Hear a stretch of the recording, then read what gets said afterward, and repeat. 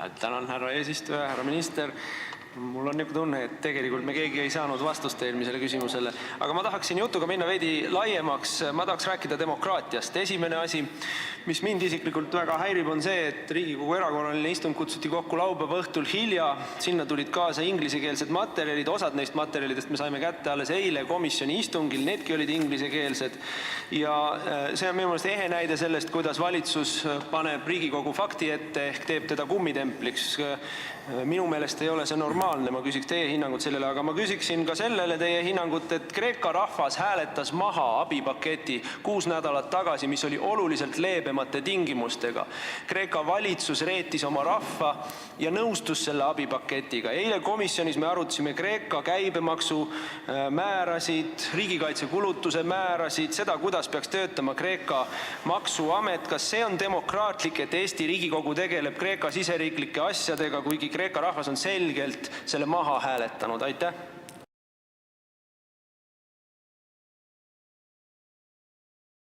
Aitäh, härra asespiiker, lugupeetud kolleegid.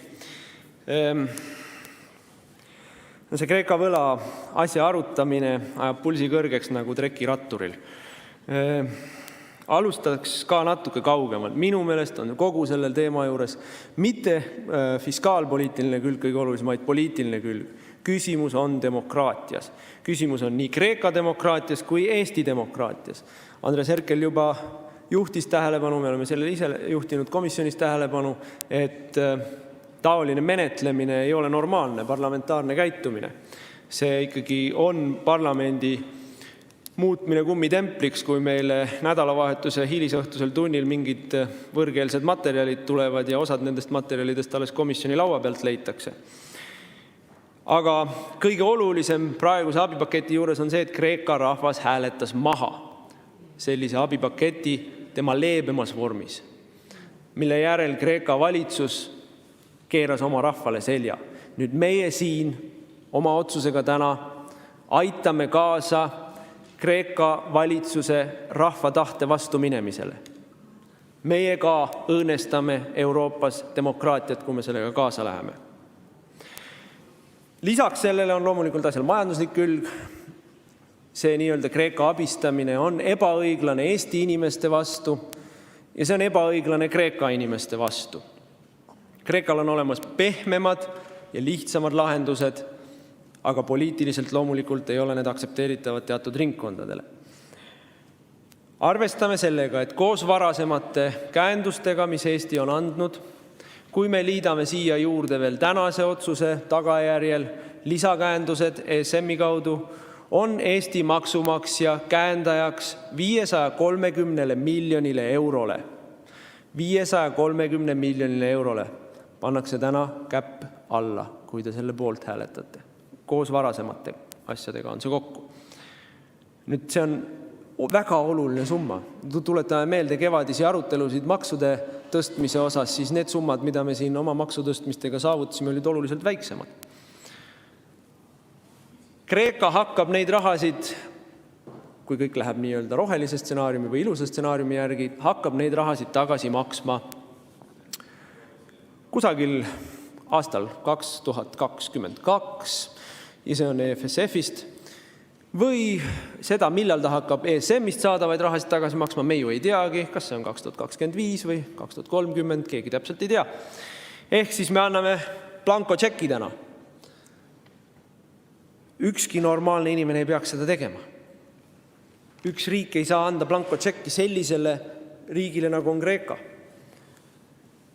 Kreeka jaoks kõige õigem lahendus, ja seda on korduvalt rõhutanud ka IMF, keda me võtame, kellel on oluliselt parem kogemus taolistes olukordades, kui on Brüsseli ametnikud või Euroopa Keskpank. Tuletan meelde, et Euroopa Keskpank saab ülehomme, kui kiidetakse see abipakett heaks, saab ülehomme juba 3,5 miljardit. Ta ei saa olla erapooletu selles küsimuses. IMF on selgelt öelnud, et Kreeka jaoks on selline võla kuhjamine jätkusuutmatu. Varem või hiljem Kreeka pankrotistub, varem või hiljem Kreeka lahkub eurotsoonist ja inimesed, kes räägivad meile siin siniste silmadega sellest, et see on usu küsimus, elavad muinasjutu maal. Meil ei ole vaja suurendada oma osalust Kreeka pankrotipesas. See käib Eesti inimeste heaolu arvelt. Nüüd,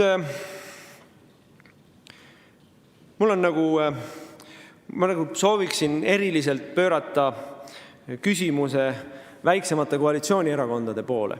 Sotsid reklaamisid ennast enne valimisi loosungiga inimeste Eesti eest.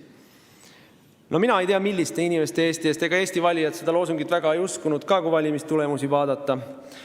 Aga igal juhul ei seista siin Eesti inimeste huvide eest, ega ka mitte Kreeka inimeste huvide eest. Pigem seistakse siin Brüsseli inimeste eest, Frankfurdi inimeste eest, käputäie hangeldajate eest. See ei ole Eesti inimeste eest seismine. IRL on korduvalt teinud häälitsusi, mis annavad mõista, et nad väga ei poolda sellist abistamist või kui pooldavad, siis väga rangelt. Sellist väga ambivalentseid signaale on välja saadetud.